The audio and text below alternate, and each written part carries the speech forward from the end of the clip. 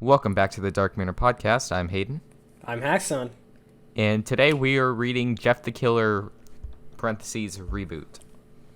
Yeah, Um, this isn't the 2013 version. This is the 2018 version. we are Apparently. not gonna be reading the 2013? 2013 No, version ever. not at all. No, we saw this, was like, fuck it. It's barely better than Sonic.exe in my opinion. Well, the 2013 version is barely better than Sonic. Well, yeah, we haven't read this one. Yeah, but we both agree it's shit. Sonic.exe is gay. I was talking about Jeff, but Oh, that well, too. yeah. Yeah. But anyway, let's get right to it. Definitely That we better have at least 34 minutes. Hey, I thought you said 35, bro. It literally says on the page. You lied to me. Okay. Jeff the Killer. Reboot. The day Jeffrey Woods and his family arrived at their new home, the sky was overcast and the weather was muggy. That's okay. That's how you know it's gonna get good now. What does muggy mean? Muggy, like, think like it's a hot day, but at the same time it recently rained, so everything's damp and shit. So swampy. Yeah, what you call swampy, I call muggy. The gray skies seemed to punctuate his mood. What the fuck? Jeff was not thrilled to be here. Their new home was beautiful, though, a true example of his father's newfound success, but still, it wasn't the home he'd know. A week But after this grill is not a home. A week after they'd settled in, Jeff and Lou woke up early. The sky was a crisp and gorgeous blue, and although the Louisiana heat was playing its usual cruel tricks, the brothers decided that a morning bike ride to explore the area would be just the right ticket to combat the slight pangs of homesickness that they'd both been experiencing over the last week. After reading that, I just realized I read this before. Oh, I don't remember much about it, but I remember it was a little similar to the original Reboot. god damn it! Abort! No, keep going. You be Lou. I miss home. Lou blurted out as Jeff was smearing salsa on the. That was just on you. burrito That typo was just on you. Yeah. That would serve as his breakfast. Hey, what's wrong with microwave burrito? Me too, Lou. But I guess this is home now, so we just sort of have to make the most of it. I know, but all our friends and stuff are back in New Orleans. Remember that building we'd always sneak up on top of and watch the city lights come on? I miss that. Lou responded, sounding down. Hold on, I just wanna.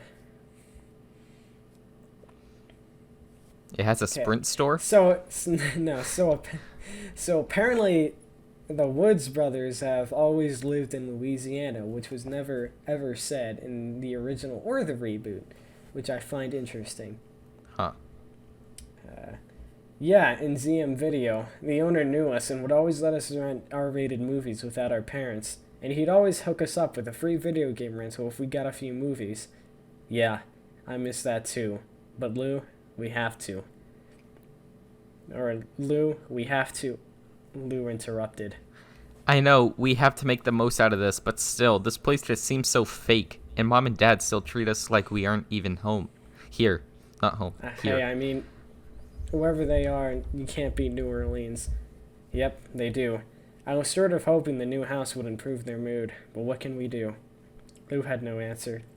Jeff finished his breakfast, and the two boys left the house to mount their bikes and explore around a bit more. As it turned out, the subdivision they moved into was rather close to a cluster of stores and a small shopping center. Village Shopping Center was the name of the short row of businesses. Within these were a Pizza Butt. Nobody out. Pizza's the No hut. no copyright in that too. A Chinese restaurant, a tobacco store, hell yeah, a fast store, and what Jeff and Lou were most excited about, a Can you video hear me store. now? What? Can you hear me now? What? Fuck. That's you. We'll have to get Mom or Dad to come out down here, or we'll have to get Mom or Dad to come down here and open up an account so we can rent movies. Lou mentioned as Jeff flipped the box over to read the description of a What horror year movie. does this take place? I don't fucking know. Who rents movies anymore? When did Blockbuster go out? Sometime in 2008. 2008, I think. Hold on, I have to look this up. When did? Hold on. Guessing around 2008 too. Okay, yeah, around 2010. So this is sometime before 2010. I would say 2008, maybe. Yeah. Shit, you're right, Jeff snapped, feeling a bit of frustration at this thought. He knew getting his parents to actually come down here and set up a membership would take forever, since their usual after-work routine was to go off into separate rooms until they got hungry enough to come out and speak. Jeff glanced over at the girl working behind the counter. Maybe I can go over there and sweet-talk her into giving us accounts, he joked. Yeah, right, Jeff. One look at you and she'll probably ban us. Lou remarked back, a smile broad on his face. You doubt me, little man? Oh no, this is bringing back memories. Of what? Of the April Fool's Day April special? Fools, yeah. Yeah. Doubt you? The guy who kissed two girls and almost touched a boob? Never. Please go on over and lay on all the charm. Almost touched the boob. Whatever, I could totally have banged that girl, but her parents came home, and... Last time you told me that story, you said her parents were out of town and her sister came home. Jeff became flustered, and while in the process of trying to make yet another comeback, the girl behind the register removed all doubt by speaking to the boys herself. Hey, aren't those your bikes? The young woman asked, pointing towards the glass window. I don't know, I'm not a woman. Jeff and Lou looked over and saw three boys outside, two of which were riding around in circles on the Woods brothers' bikes. They would spin them around and then jump off, letting the bikes crash onto the pavement, just to stand them up and ride them again.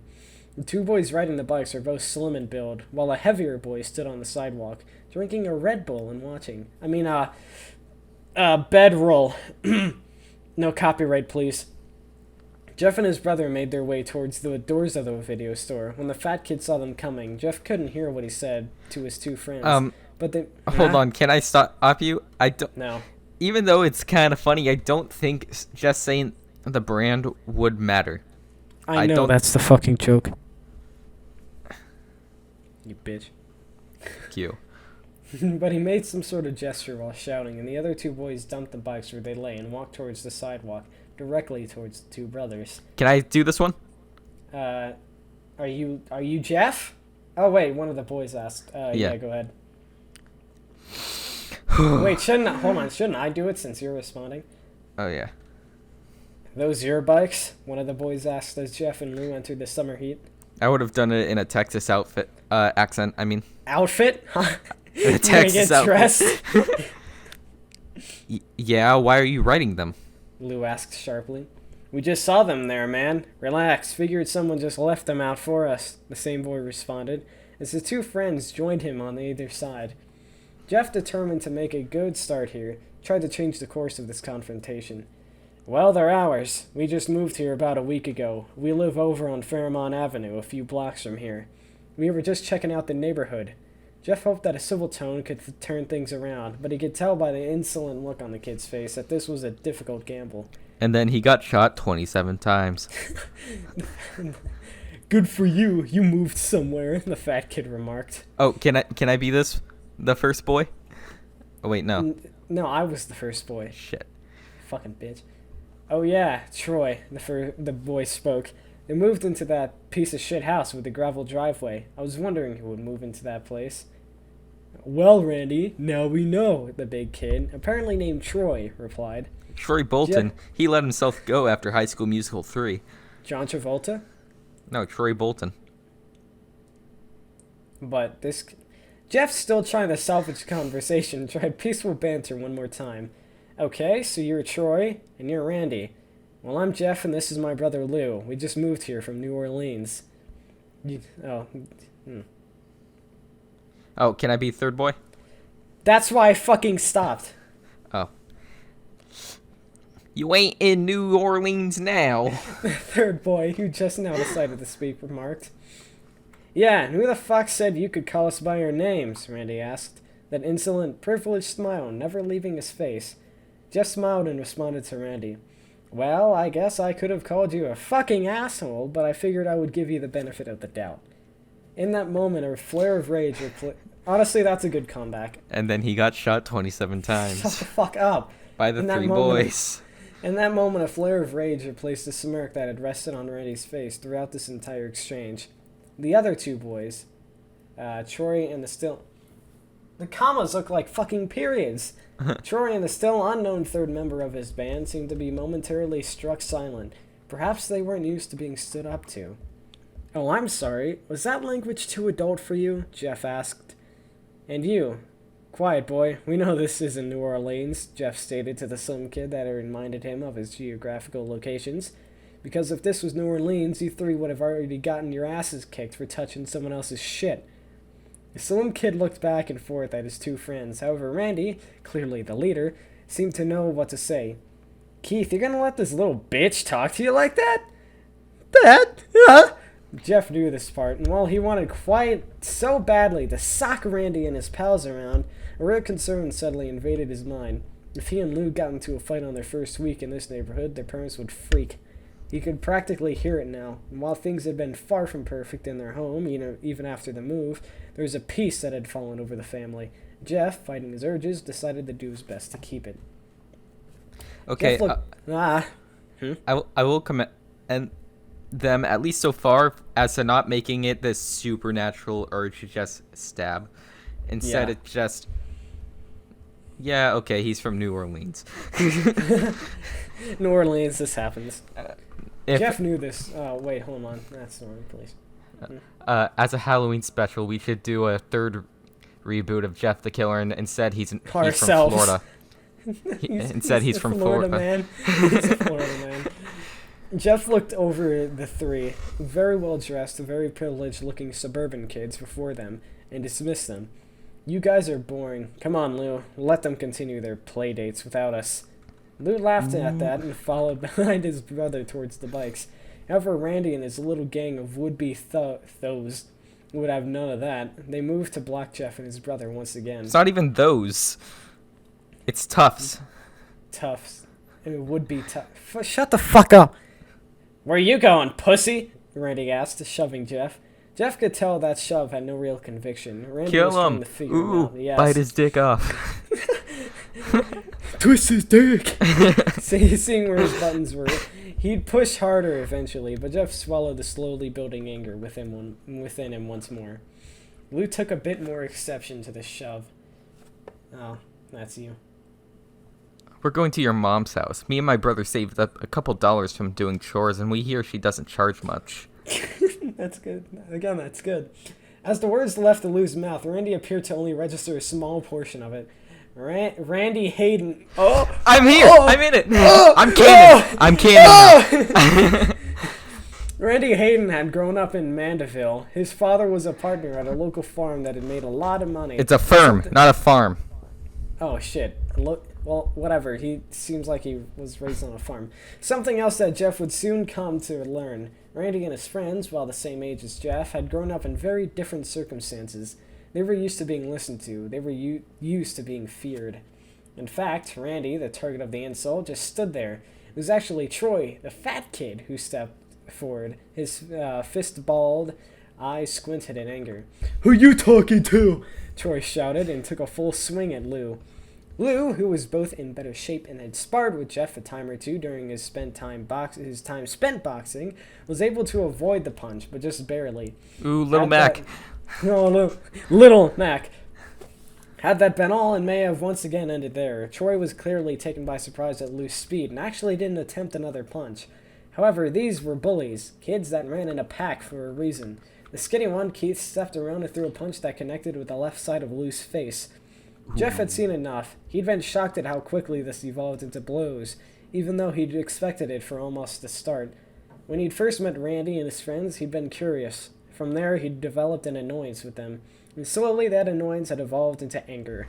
However, upon seeing Lou punch, seeing the small trickle of blood from his brother's lower lip, upon seeing the smug look of satisfaction on Keith's face, that anger that Jeff felt suddenly exploded into a rage that he never felt before in his life. Again, this makes sense. These little shits are being assholes, and then his little brother gets punched in the face. This makes sense. Yeah. Well, I might need to look back at the most popular version of Jeff, but I'm pretty sure what version of being mad over there was more supernatural, as this was just New Orleans. New Orleans. That's just what we're gonna say whenever that something happens. Just New Orleans. Oh yeah, of course. Jeff Woods did not. Why are they saying his last name? Jeff Woods did not hesitate. He stepped forward, his feet automatically falling into the correct stance that he learned from the boxing class Little his Mac. father once enrolled into, and delivered a powerful right hand to Keith's face. The skinny boy had no time to register shock or pain. The punch caught him by surprise, and his knees buckled. His knees went backwards. Keith went down to the ground in a heap of confusion and dawning fear. Randy, the so-called leader here, was almost too shocked to move. He'd had quite a lot of experience starting fights, but no real time logged in losing them. He'd never felt control of a situation slip. He was used to being in charge. So now, seeing one of his friends go down so quickly and easily, left him in a state of shock that he had no time that he had no time how to address. And then when Jeff had control, he made him suck his dick. Exactly. It was very small. Troy, on the other hand, seemed to have a plan. Throw another punch.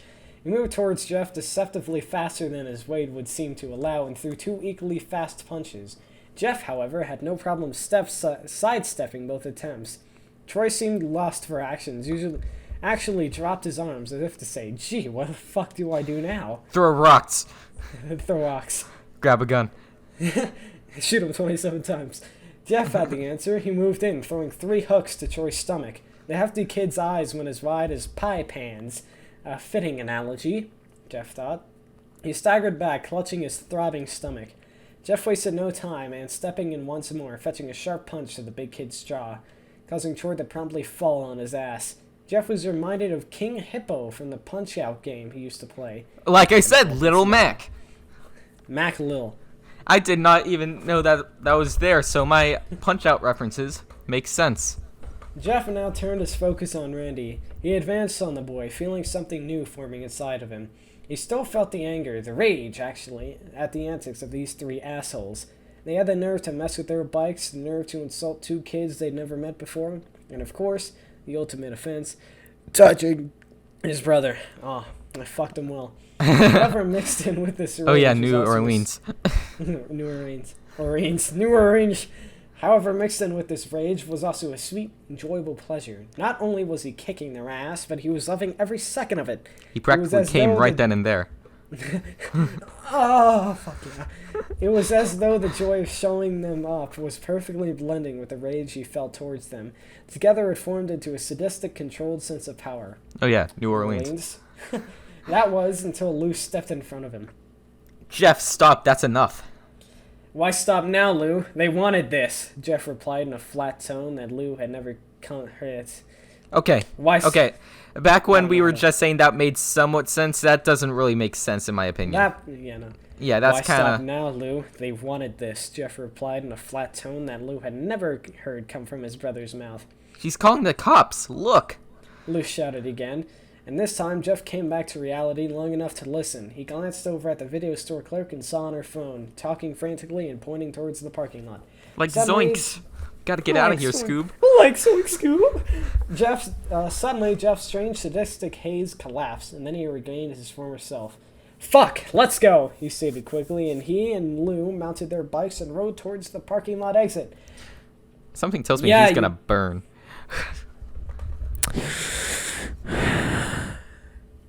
All I can remember, I'm pretty sure, is that he doesn't burn the original way. Yeah, you better fucking run, Randy called behind them. Jeff and Lou paid no mind and pedaled away. A few blocks down the street, they dismounted their bikes and began to walk them together. At first, neither brother spoke. Then Lou broke the silence. Jeff, thank you for standing up for me back there. Thank you. Yeah, those guys are pieces of shit. They had it coming, Jeff replied, looking down at the street as they walked. What happened? I've never seen you like that before. Just defending myself, Lou. What was I supposed to do? Let them beat you up? But they go to our school. I bet we'll see them there. And they won't forget this. It's like a fucking Telltale game. I bet. Randy will remember that.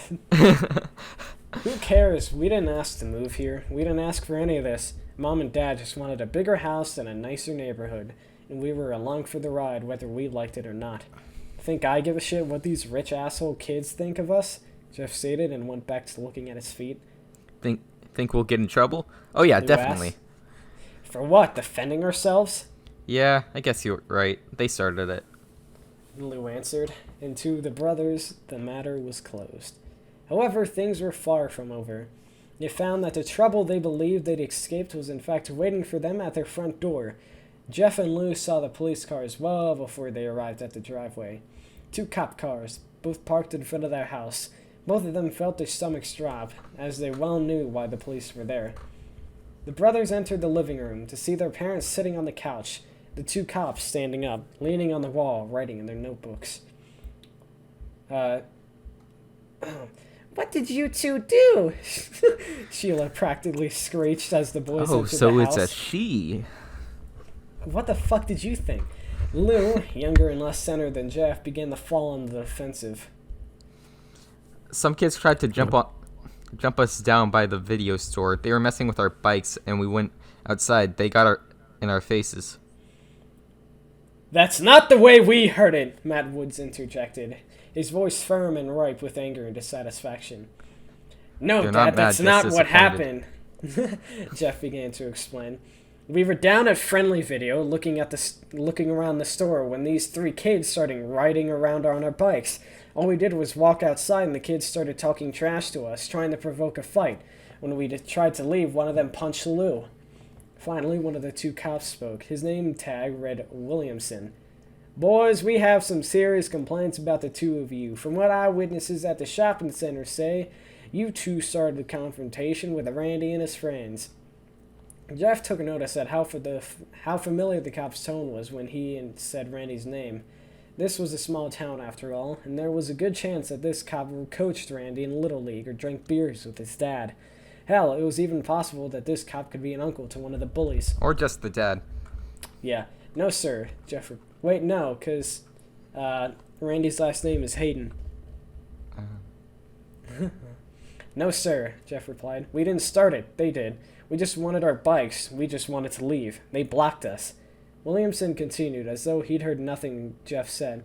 Several witnesses, including the video store clerk, say that you swung first.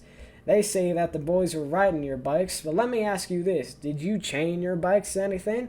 Or did you just leave them outside the store? Lou? What's the matter? Lou demanded. Well, son, if you just left your bikes lying around in the street, you can't exactly blame Randy and his friends for riding them. Now, can you? Now, that's fucking bullshit. Yeah, it is. It'd be different if you had secured them somehow, but you just left them there. That's still... Okay, that's just completely wrong. That's just bullshit. If it's not theirs, don't fucking touch it unless it's in like a store and it's for sale. Don't fucking touch other people's shit. This actually kind of pisses me off about. Yeah, it's fucked. Mom, Dad, you're not buying this crap, are you? You know me and Lou don't start fights. When have we ever? These 3 punks mess with us, and if you can't tell that these cops are taking their sides, then you need to open your eyes. Jeff knew he was skating on thin ice, but that rage, it demanded some sort of satisfaction. Jeffrey, do not speak about these officers in that tone of voice, and do not speak to us that way either. Now, it's pretty obvious that you 2 aren't happy here, that you miss your old home, but starting fights in the street isn't going to change anything. They didn't Jeff's fucking mother snapped back. I know, but they're all too fucking autistic. How did the video clerk not see that the person punched first? Well, again, small town, and she probably fucks Randy. Listen, boys, you're lucky. None of the parents want to press charges. This will be reported as a simple scuffle between teenagers. But be advised, you're both on notice. Simp. This is a quiet town, not like New Orleans. We do not tolerate this sort of behavior over here. If you see Randy, Keith, or Troy, I highly suspect you tell them that you're sorry. It's not like they're gonna douse you in gasoline, light you on fire. Again, from what I remember, that's not how it happens. Plus, it's not realistic. Yeah, that too. We will be keeping an eye on both of you, so don't let this happen again. You don't want to have an arrest record, do you? Oh, I do. I do. Who doesn't? Jeff felt his anger bubble over, and he could not hold his tongue. Who is he to you, Officer Williamson? Is Randy your nephew? Is he a friend's son? Or maybe you go over and screw his mom while you're on duty. On duty. Which one is it, officer? That's it. Both of you go to your rooms. God damn it, they're gonna get the belt. Matt Woods apparently found that he wasn't a mute after all, as he ordered his sons out of the room. Jeff and Lou walked up the stairs, however, they refused to hang their heads in shame or feel any regret.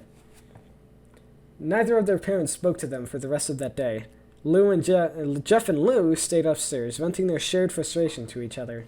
They'd been screwed over even at their young ages. They knew that. They took some solace in the fact that they at least hadn't been arrested or cited, but still, they saw what was really going on here.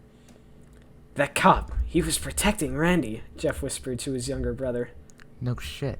His brother replied. Oh no, it's me. We have to watch ourselves. We have to take care of each other. You saw it down there. Even our parents didn't stand up for us. Yeah, what the hell was up with that? Lou asked. Imagine their fucking image. That's what's up with it. All they care about is fitting in here. They want to make sure they blend in with the rest of the Stefford families. No more fighting. If we see Randy or his two fuckhead friends again, we just walk away, okay? No, let's just fucking kill him. That's technically what you say. I'll say it. But Jeff, you can kick the shit out of him. Why would we walk away? Lou asked. Because I can't kick the shit out of the cops, Lou. I can't kick the shit out of Mom and Dad. Well, I mean, you can. And that's what would get us. Fucking Randy and his pals are protected here. You and me, we're not. So if we see them, just avoid them, okay? Please? Lou nodded. I feel like a little bitch, though. I owe Keith for hitting me. Now let me stab him. No, you don't. I paid him back for that, and paid his fat friends, and paid his fat friend too. I hope they just leave us alone now. Jeff sighed.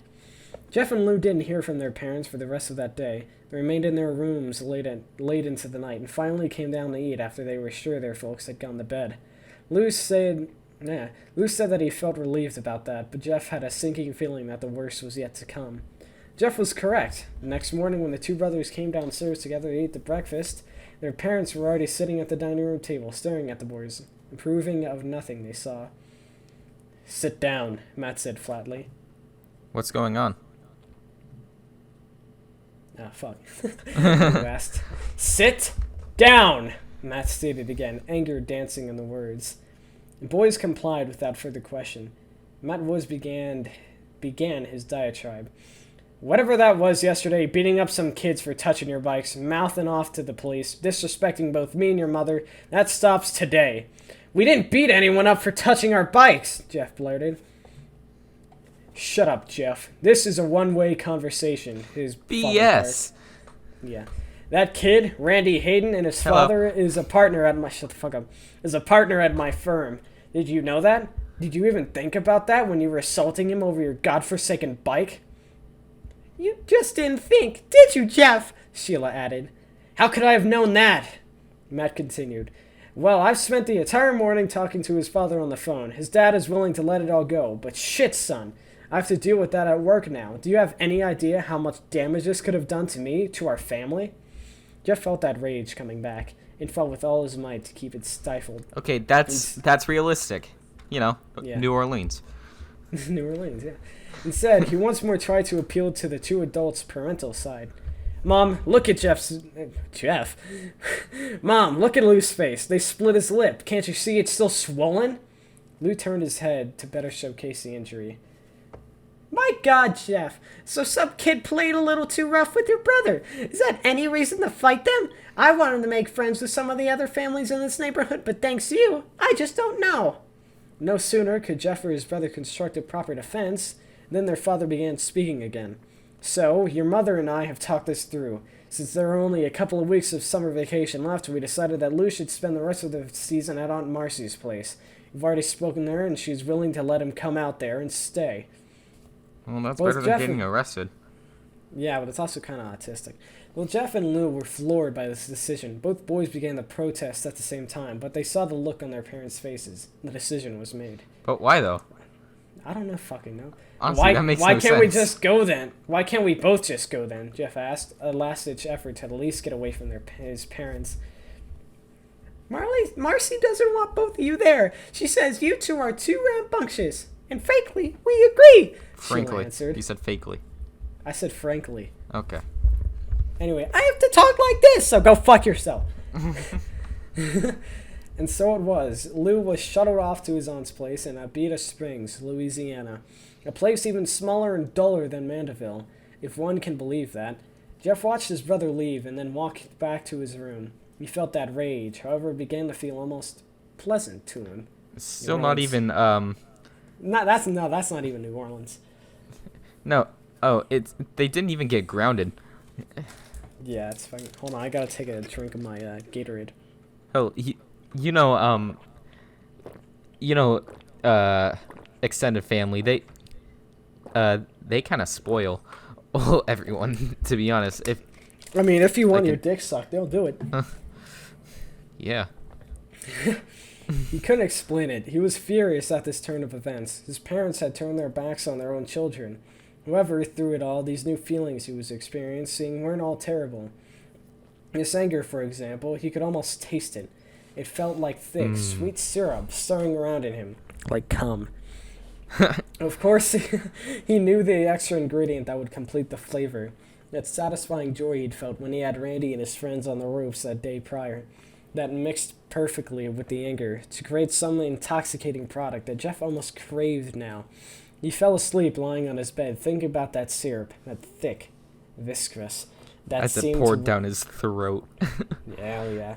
That seemed to work its way into the very fabric of his soul. He wanted it, yet he knew that it was destructive, and that nothing good could come from sampling it again. It's an abusive relationship. Several days passed, and tensions were high between Jeff and his parents. Hold on. Oh, there's snot in my ass. Without Lou around, there was nothing for him to do except sit in his room and play video games. He went outside but didn't venture far from home. Oh, Spider-Man? He knew if Rand... Oh, wait. They figured out the name of Spider-Man Far From Home before it even came out. Holy shit, that wasn't that funny. He knew if Randy and his goons showed up again, it would likely result in another fight. Yeah, sure. For a few days, that worked well, and Jeff believed he could get through this. However, his mother changed all of that on an early Saturday morning. Jeff was awoken suddenly by a sharp sunlight striking his face. He heard his mother humming, something that she rarely did. Even in his half-sleeping state, he knew that humming was forced. And then he shot him 17 times. I thought it was 27. Yes. Both. Yeah. She was doing it to wake him up, and figured that the added sunlight would get things there even faster. When she noticed Jeff's eyes cracking open, she sauntered over to his bed and began speaking in a tone that simply oozed false joviality. At first, Jeff had reviews. Could his mother be serious? Did she really expect him to go over and make friends with Randy? Yeah, this is the exact story I remember reading. Oh. He was still in bed when his mother stopped her incessant mumming long enough to tell him to get up and get dressed. Once he learned why, he told her no. No way in hell. However, his mother was a shrewd manipulator, and she knew exactly what would get the job done. She promised Jeff that if he did this for her, and went over and made it work with Randy, that Luke could come home the next day. She'd sandbag Jeff right into the corner with that one. He'd no choice but to agree. A short time... I can already tell what's gonna happen. Yeah. A short time later, Jeff and his mother were pulling into Randy's driveway. Randy's mother answered the door. God. Okay, you do this when I've been 2 women so far. Hi, you must be Jeff. She greeted. Jeff smiled wanly and confirmed that he was in fact who he was. Oh wait, no, this is the mom. Fuck. Hello, I'm Sheila Woods. Nice to finally meet you in person, Jeff's mother announced, barging past her son and extending a hand to Randy's mother. Sheila, I'm so pleased to meet you. I'm Bridget Hayden. Sorry to hear that our boy... What? I said, oh, when you said your name. Yeah. Sorry to hear about our boys had a little mishap the other day. You know how it is with teenagers. Hormones going crazy and all. Oh, yeah. What does this have to do with hormones? I don't fucking know. I guess they mean, like, puberty does some weird shit. Oh, my God! But, yeah. Randy never gets into fights, but he explained to me that Jeff and his brother are still new to the area and haven't quite learned how we do things in Manville yet. Isn't that right, Jeff? Yeah, the new kids get the shit beaten out of them. I'm gonna turn on my fan. Because, you know, Louisiana.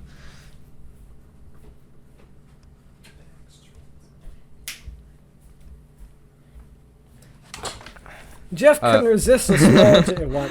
Huh? I was about to say, and now a word from our sponsor, but you came back. Jeff couldn't resist a small jab. Yeah, sorry about that, Miss Hayden. Me and Lou had no idea that it was okay for your son and his friends to mess with our bikes without asking. Bridget, he gets that mouth from his father. Never knows when to shut up. How about you and I go in and have some coffee and you can tell me about all the great gossip around Mandeville while our boys get to know each other the right way. Randy is in his room, Jeff, upstairs, second door to your left. I'm sure you'll hear the sound of his video games or something. Kids, Bridget stated with very little humor to her voice. Fucking commies. Thank you, ma'am, Jeff answered and entered the house. Jeff knocked and heard Randy answer, "Come in." Hey, so I guess you heard our parents want us to hang out, get to know each other, Jeff stated with a little conviction. Yeah, that's right. No, yeah, that's my mom, alright? She doesn't like drama. Honestly, I think she worries too much. I mean, I'm cool if you're cool. Jeff sat down on the floor next to Randy and struck up a conversation. So, turns out your dad is my dad's boss. He freaked out about the fight in the parking lot. He was actually worried that he'd get fired or something. My dad is like everyone's boss. I fucking hate it. I think half the kids in my school talk to me because their parents are somehow connected to my dad's firm. Why do you hate it? Jeff asked. Because it's fake. This whole damn town is fake. You'll figure it out as you go, but trust me, everyone who lives here is just trying to pretend there's something else. My parents make me do all this shit, all the trophies and stuff, just so they can brag. That's it.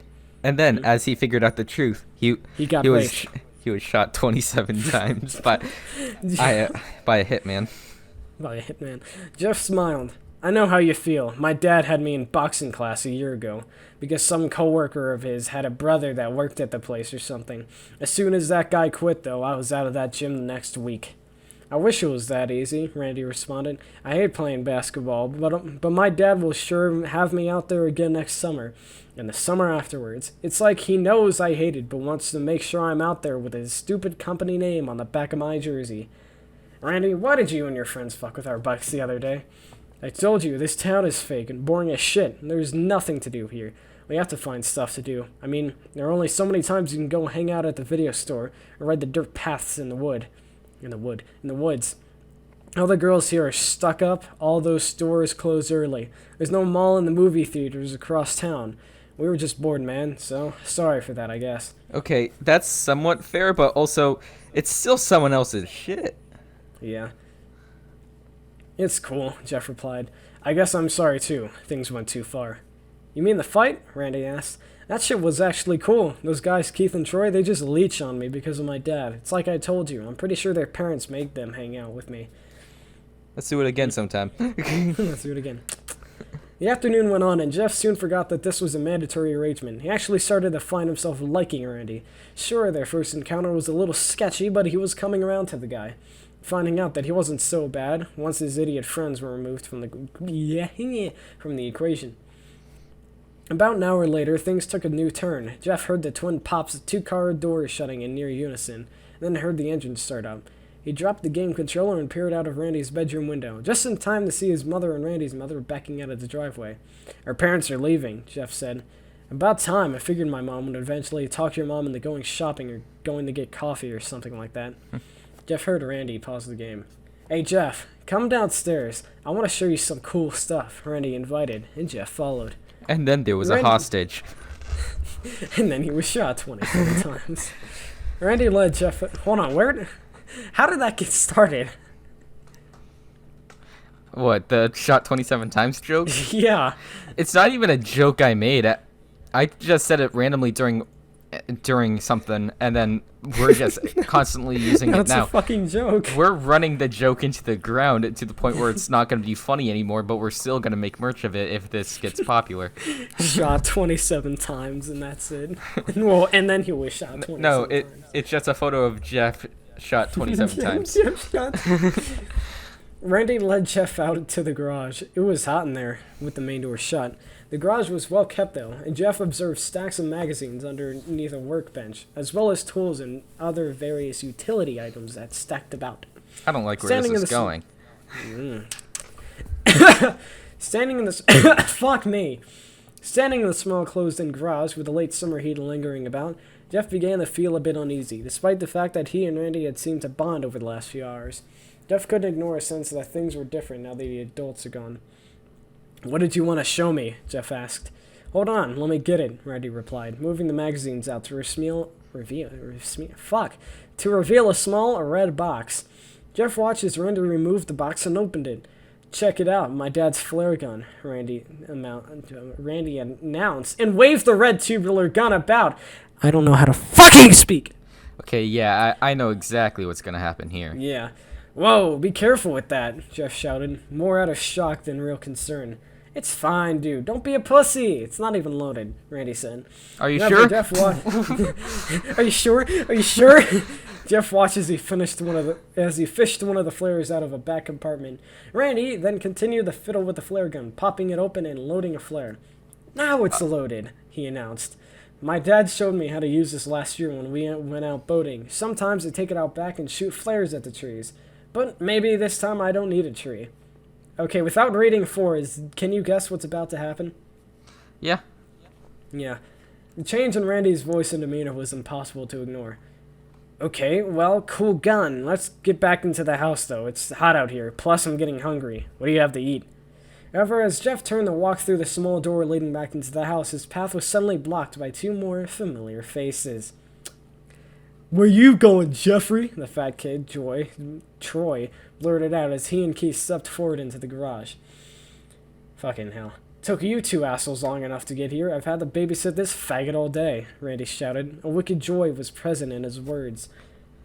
Sorry, Randy, but Keith here had to mow his front yard before his parents would let him come out. Okay, Troy I didn't expect this. A sheepish tone in his voice.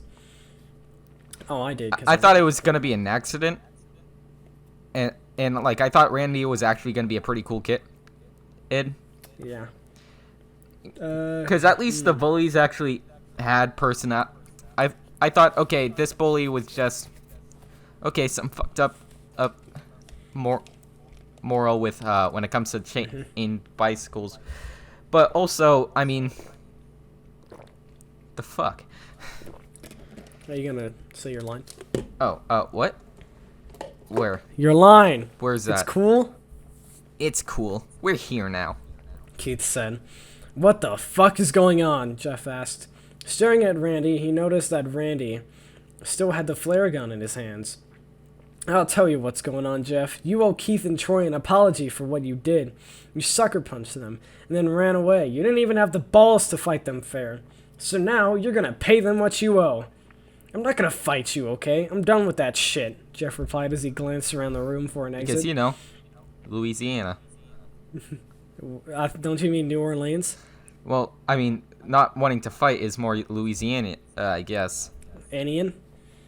You're right about that. You're not going to fight. You're going to stand there and let my boys get their licks in. Then I get mine. Oh, that's kind of kinky. And when that's done, you get the fuck out of my house. I'll tell my mom that you got sick and walked home. And after that, if you see us again, you better walk the other way. I'm not gonna just stand here and get hit by you or your friends. Just let me go home. How about that? I'll tell my mom that we're cool and everyone wins, okay? Jeff asked. Randy then raised the flare gun towards Jeff. No, you stay, pussy. You stay and take your licks. And then he was raped by 27 people. He was raped 27 times. Jeff felt that sensation once more, that sick, rich, dark matter that swirled around inside of him. He could taste it now. It was heaven. In his mind, he imagined himself driving into it, swimming into it, letting it swallow him whole. He looked around and the sensation only grew. He saw Randy standing there holding the flare gun. It was limp in his hands, though, and the hammer was not cocked back. Jeff knew that Randy had no intention of firing it. He looked over at Keith, skinny and pathetic, a kid born to follow. Troy, fat and sweaty, breathing a bit heavy from his walk over. And of course, in the middle of it all, Jeff himself. He felt that pleasure beginning to mix with the rage, forming the perfect product. He tried to avoid sampling it. He knew that only regret could come from indulging in it. However, when it was placed so close, when the aroma and the promise of that sweet, savory flavor was only inches away, Jeff found that he could no more to stand against it, that a ship in the ocean could stand against a typhoon. Jeff began to smile. Why are you smiling at me? You queer for me or something? Randy asked, a slight nervous tinge in his voice. Yes, 100%. Am I smiling, Randy? I guess it's because I'm just having so much fun, Jeff announced, and suddenly lunged towards the unprepared kid holding the flare gun. Because, New Orleans. In New Orleans. Jeff struck Randy once in the nose. Randy's arms dropped, yet he kept hold of the flare gun. Jeff, without even needing to look, realized that Troy and Keith had actually taken a step back, instead of advancing as they should have. Jeff delivered another strong blow to Randy's jaw, causing the boy to drop to the floor. Jeff now turned his attention to Troy and Keith, the two tough kids that had yet to actually make so much as a move in this direction. Troy actually backed up a step and stumbled over the stack of magazines that Randy had moved earlier, everyone but Randy. Jeff took this opportunity and stepped forward, once again introducing Troy's round belly to his fist. Troy tried to stay on his feet, but Jeff's punches, combined with a stumble over the magazines, caused Troy to fall back, landing hard and striking his head on the concrete slab that was the garage's floor. Keith was actually trying to back away, however Jeff was currently standing between him and the only exit to the garage, since the carport door was closed. Jeff had 2 quick steps towards the skinny kid and felt the most intense joy at seeing Keith stagger backwards, knocking his back into the wall. A perfect blend of pleasure, control, and rage had come together. He practically came right then and there. Exactly. Jeff felt as though he was floating above the world. Yeah, see? Somewhere in his mind, he knew there would be hell to pay for this, but at the exact moment in time, he couldn't care less. He didn't care about Lou, he didn't care about being arrested, and he didn't care if his dad got fired. All he cared about in that fraction of time was hurting Keith. Keith tried to make a run for it, hoping to squeeze through the small gap between Jeff and the door. However, Jeff clipped him a hard right hand to his face, causing Keith to stagger back again. And then he shot Keith 27 times. Jeff could see that his knees were buckling and took full advantage. He pissed himself. He moved in, pinning Keith to the wall, and started to kiss him, and began to deliver blow after blow to the skinny kid's stomach. Keith's eyes became as large as saucers. Once satisfied, Jeff stepped back and watched in demonic glee as Keith slowly slid down the wall, gasping for air. Randy got back to his feet, but seemed to have no idea what to do. Well done. Oh, fuck! We done now, Randy? We good? Or do you and your friends need more? Jeff mocked. No more. We're cool. How about you assholes? Jeff asked. It was Randy's idea, Keith said weakly. Yeah, man, we didn't even want to, Troy agreed. The debate may have continued, but the sound of a returning car broke the tension. Oh shit, my mom is back, Randy shouted, his voice cracking. Oh shit, my mom is back, Randy shouted, his voice cracking in a humorous way. Oh geez, Rick. It seemed that the previous tough guy had all but shrunk back to a scared child. So we'll just say that we're all hanging out, Keith replied. No, the fucking flare gun. If she finds out that I messed with it, I'm screwed. So put it back, Jeff suggested. That sensation of rage was fading again, and he felt control returning. Yeah, grab the magazines, please, Randy begged. Jeff found that he rather liked that tone than begging. Whip dog mentality. Jeff was paying no attention to Randy. He was down on the floor, calmly gathering the magazines. He didn't really care if Randy got in trouble or not. However, if his mother returned and found trouble, he feared that Lou may not be able to return home as promised. Everything else happened in a flash, both literally and figuratively. Randy, now in a panic over the trouble he'd be in if he was caught playing with the flare gun, had begun to sweat. As his hands frantically clawed over the gun, his thumb pushed the hammer back, unintentionally. He didn't even notice that the gun was cocked. He was turning it over in his hands, trying to quickly disarm it. He then heard the sound of keys in the front door. He knew that he only had seconds now to Okay, hide so it. it was an accident this time, but after Jeff kicked everyone's asses. Yeah. Everything else happened in slow motion. The gun slipped from Randy's sweaty hands as he'd attempt to rotate it once more. He saw it fall to the floor, seeming to float to the ground rather than fall. Jeff, busy stacking the magazines, had only enough time to register Randy's shocked gasp. He turned to look in the boy's direction, just in time to see the bright red flare gun hit the floor. The gun discharged, launching a speeding ball of fire directly into Jeff's face. Perfect form. Jeff felt the hot flash of heat and pain tear across the left side of his face. After the initial registry of agony, there was no more thinking. Jeff began to scream, clutching his left side of his face and rolling around on the floor. For a while, he forgot everything as he was plunged into that dark, rich syrup once more, the rage almost serving to dull the pain. When he finally did come to a stable level of alertness, he realized he was in a hospital room. Half of his face was bandaged. He knew that much. He wanted to open his eyes and speak, let his family know he was awake, but the drug still had a firm hold. He was awake, but not quite yet functioning. He could hear several familiar voices, though. God, fuck. Is Jeff gonna be okay, Doctor? Jeff's mother asked. Oh, yes, ma'am. Your son will be fine. However, he will have a lengthy road to recovery and will need your support. I mean, I could be the doctor. The flare struck his face and caused third-degree burns on his left side. Fuck me. How bad is the eye? Jeff's father asked. Hard to I got it! Hard to say at this point. He'll need to see an optometrist for further review, but the damage appears quite severe. And his face? What about his face? Jeff's mother asked, sounding deeply concerned.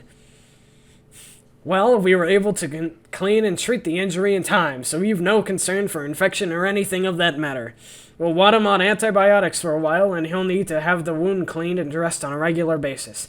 But all in all, your son got very lucky. The damage could have been more severe. We also need to vaccinate him, if that's okay with you, ma'am. No! No! Doctor, his mother began. What if there is permanent damage? What do we do about that? Oh yeah, there's As I definitely said, going an to be permanent optometrist damage. will have to examine the eye.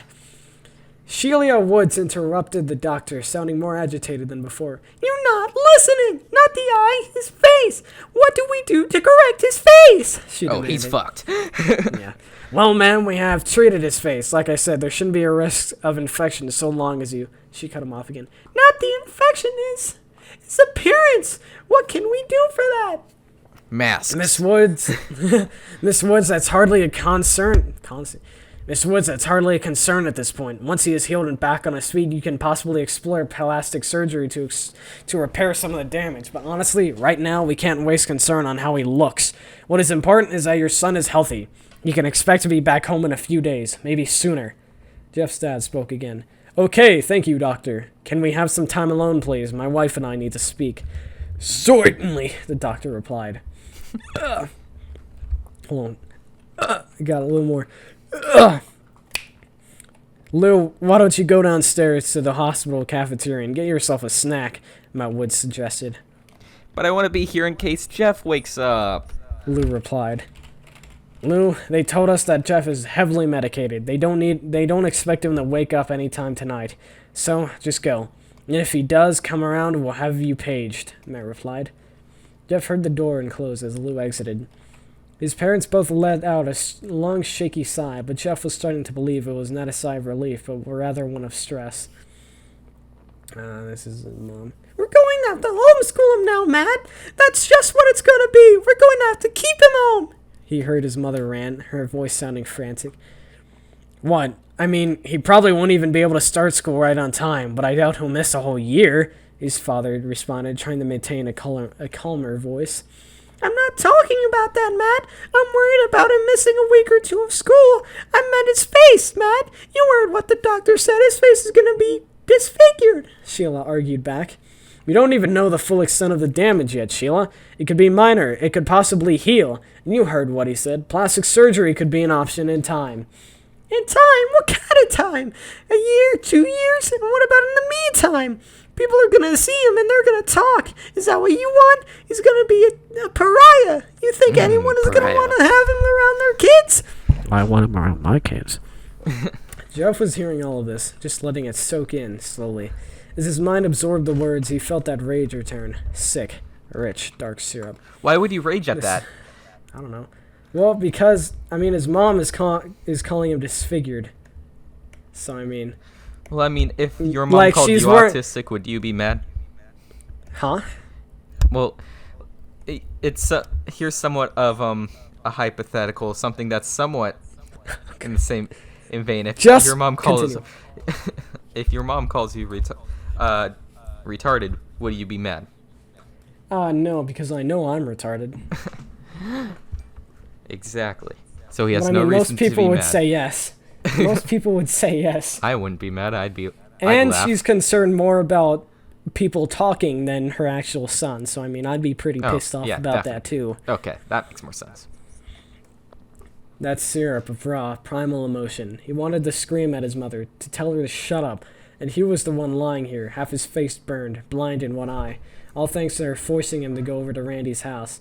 He wanted to ask her why she left, why she went off to go shopping or have her nails done or whatever it is that she did. He wanted to know why she'd leave him alone with a kid who just days before tried to jump him and his brother.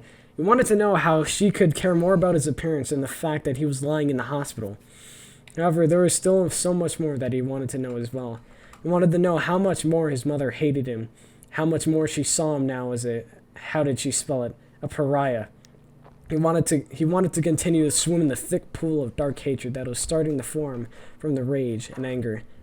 There was a new one now. Before it was anger, then it was anger mixed with pleasure. But now it was anger mixed with hatred. And while he certainly longed to be free of it, and while he most certainly preferred the false sense of love and concern he believed he had heard from her before, he also wanted to test it out a bit more. He also began to wonder how well would this new recipe blend with pleasure. How would it feel? Matt Woods began to speak masturbating. Again. Right in front of him. Matt Woods began to speak again. I just can't believe he shot himself in the face with a flare gun. I always thought Jeff was more responsible than that. Are you kidding me? Randy, you faggot. Don't even get me started on that, Sheila replied. I couldn't believe it when Randy and his friends explained to the medics and police how it all happened. Randy was just trying to show Jeff around his house, and he wanted to show them collection of magazines his dad kept in the garage.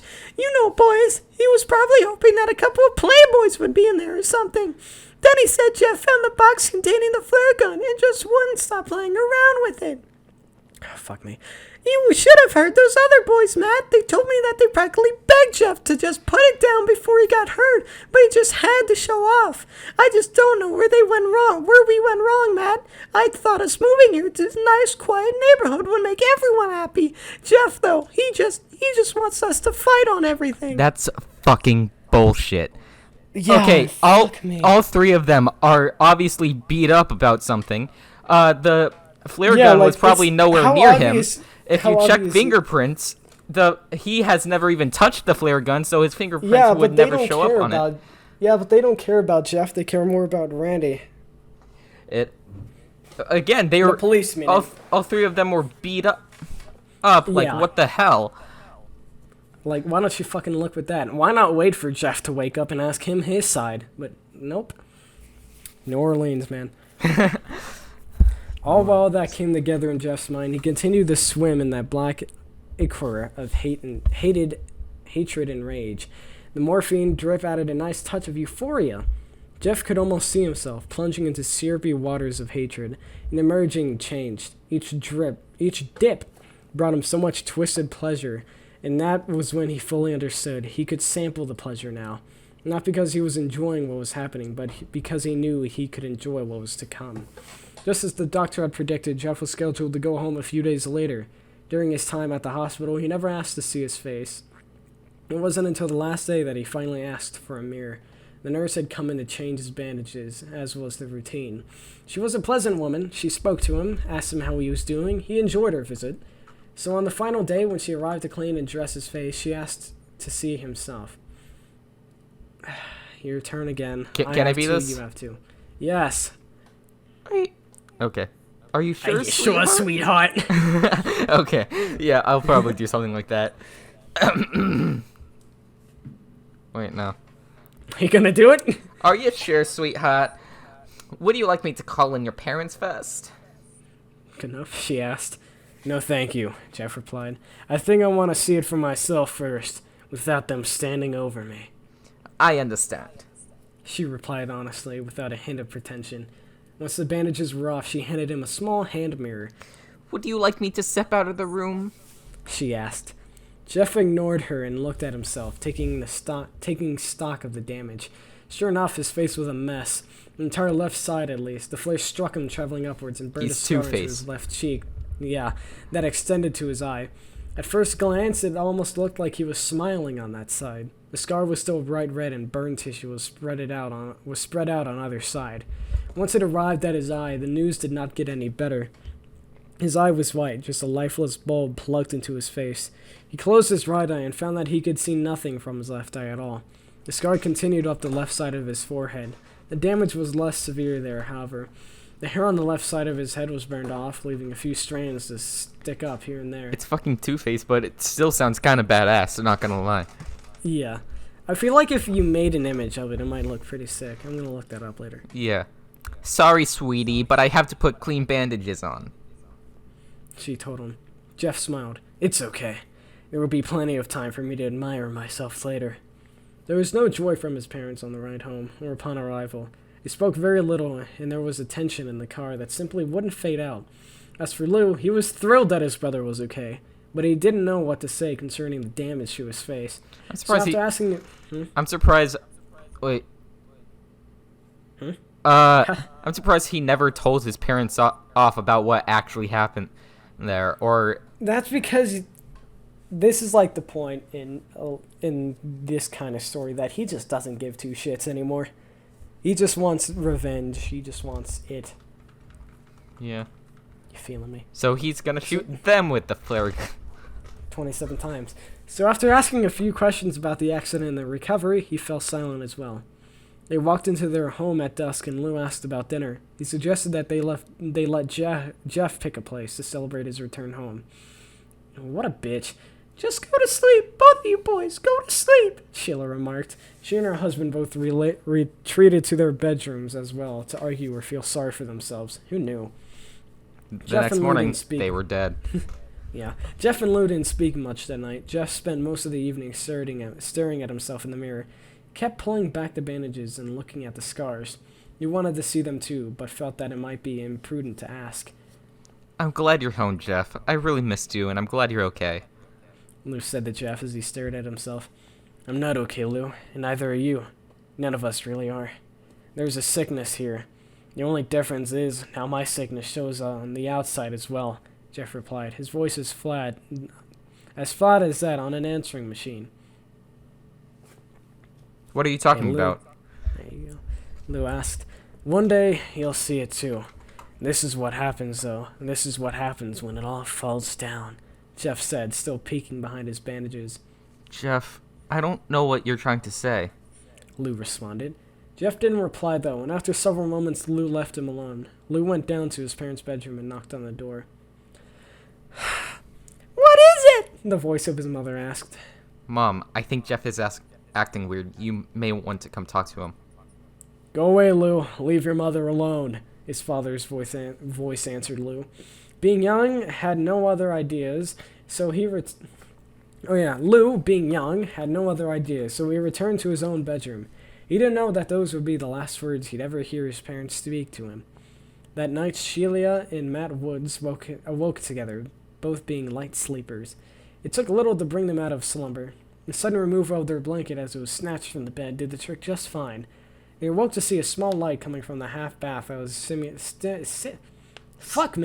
Now situated in the master bedroom, the door was cracked only slightly, and the light source was weak.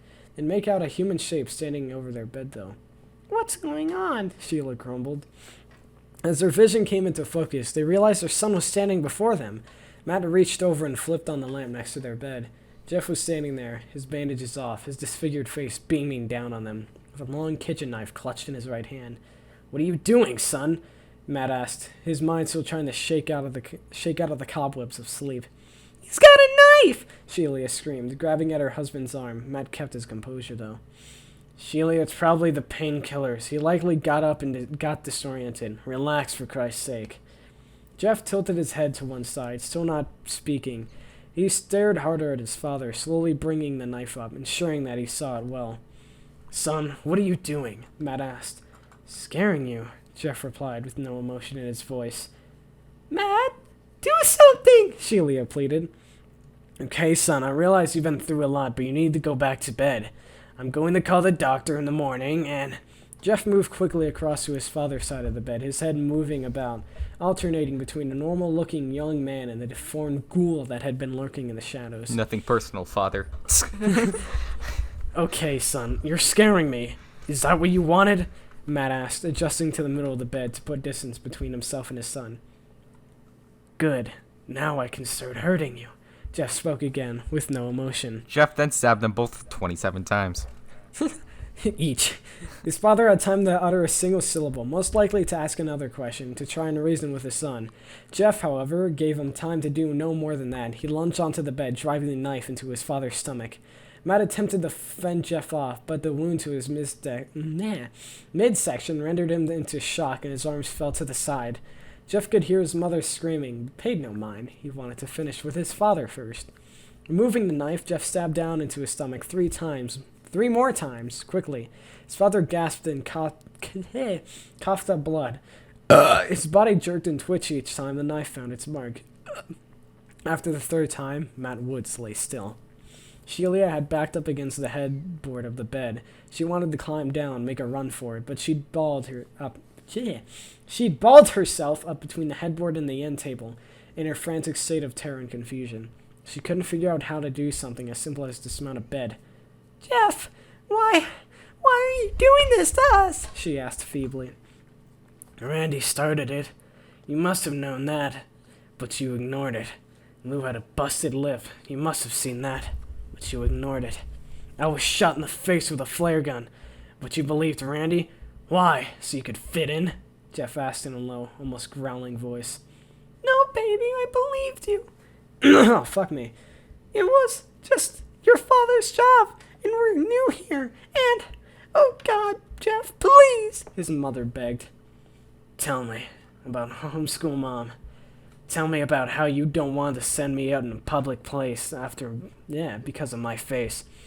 Tell me how none of the other kids will want to be my friend, and how none of their parents will want to be yours. Tell me about that, Mom. Tell me about how nice it's gonna be. You homeschooling me.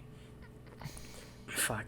Jeff, please! I was stressed. I was worried about you. That's all. Please, I love you. After all, I still love you. Mom, I think you should take your own advice, you know? What you told Lou when we got home tonight. You wanted to do something nice to welcome me home. Do you remember what you told us to do instead? Jeff asked, as he now crawled over, cornering his mother on the bed. What did I say? She asked, the question coming out barely a whisper. Catchphrase. Alright, I gotta do this right. Go to sleep! Jeff snarled, and drove the knife into his mother's chest. He stabbed her over and over again as he did. He likely stabbed her 27 times. He finally found that perfect recipe, that heavenly blend, that rage, hate, and pleasure all mixed into one perfect formula, and for a while, Jeff became lost in it all. Jeff opened his brother's bedroom door. Oh, fuck, oh, shit. What? Not surprised to find, just a bit of server lag. Jeff opened his brother's bedroom door, not surprised to find his brother asleep. He had dozed off with headphones in, so he slept through all the shouting. That was fine with Jeff. It was easier that Lou not have to hear all of that. Jeff sat down on his brother's bed and nudged him slightly. It took a moment, but Lou finally opened his eyes and looked up. Jeff removed his earphones for him. "You're free now, Lou," he spoke softly. Jeff, what are you talking about? Lou mumbled, still half asleep. "You'll see in the morning. I just wanted to let you know I love you. You've been my best friend. Remember that, okay?" Thanks, I love you too. Now let me go back to sleep. Lou replied, already dozing off again. Jeff smiled and stood up as he left the room. He looked back at his sleeping brother one last time before he vanished into the night. That was Jeff the Killer? Yep. We're already an hour into this, wow. Really? I thought you said it was 35 minutes. 35 minutes, plus we've been talking a lot. Yeah. So, I see this one as actually a pretty good creepypasta. Yeah, if this was the canon, I honestly wouldn't mind. Yeah. Like the canon. If this something, yeah. It's leagues better than the... The league's better than the reboot. Yeah. And honestly, I do have to say a bit better than the original. Yeah, a bit better than the original too, in my opinion. Fuck, my voice is fucked. I do like that new design of how it's only half of Jeff's face. And I like the bit of like the Two-Face kind of look. Yeah, like Hold on. Honestly, with me not really liking the original or the popular version, this one I find really nice. And actually makes me like Jeff as somewhat of a character, but only the reboot version. And I wouldn't mind doing an adaptation of his character in like a film or something. I think it'd be a lot better. Yeah. How to do the flare gun, that would be something. Just get a flare gun. Actually shoot someone. No, just have it be empty and then with special effects. Oh yeah. But I would give that a 7 out of 10. Honestly. Yeah. Honestly, League's better. The characters actually made sense for the most part. There were some parts that were just Unlike the original, there's only a couple parts that were a bit but yeah. Yeah. The bullies had better character other than just bullies. Like Randy especially trying to be nice at first and then... Yeah, he was pretending to be all friendly and shit. Yeah. Even though I do think I would have liked the creepypasta better if Randy did stay nice that entire time and it was just an act and he was telling the truth. Repeat that? I would have liked it better if Randy wasn't pulling an act and like he was actually genuinely a good enough person. And the flare gun thing was an accident. Yeah. Like in the long run, it was actually an accident. Yeah. But Found yeah, that, still. By the way. 7 out of 10, more realistic, more better written than the popular version. I have to agree. But I do think we can top it. So wait till Halloween when we reboot it again. When we reboot it. I feel like actually, reading a lot of these different stories and then creating scripts of our own for other things are definitely going to put us in a different league than these. Yeah. Especially when we look at bad creepypastas like Squidward Suicide and Sonic.exe where... Squidward Suicide wasn't bad. You're just mad that it doesn't follow the actual SpongeBob lore and shit. Not being realistic. That's what I said. You're not realistic. It teaches us how to be a better writer by learning from their mistakes. Yeah. Like, for once, actually have it be fucking realistic, which this one did. Mm-hmm. Do you have any closing thoughts before we end it off? Just that my voice is going to be fucked tomorrow. Oh, trust me. I thought my voice was going to be fucked yesterday when I did an Undertale live stream, so... yeah, but... That didn't happen, so you're good. You're good. Yeah, whatever. We'll see. Anyway, this has been the Dark Manor Podcast. I'm Hayden. I'm Axon. And good night. And good luck.